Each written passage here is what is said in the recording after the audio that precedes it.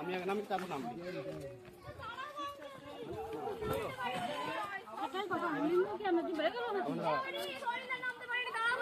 Slip করবে এখানটায় পাথরটা।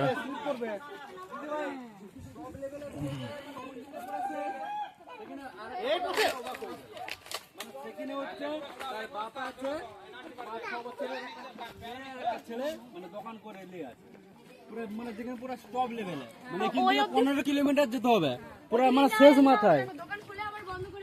হ্যাঁ, মানে ওই চলে যায় একবার সকালে চলে যায়। চলো এবার আস্তে আস্তে চলো। আসুন আসুন, প্যারা মিক্সচার খান, প্যারা মিক্সচার, লেবুর রস খান, এনার্জি পাবে।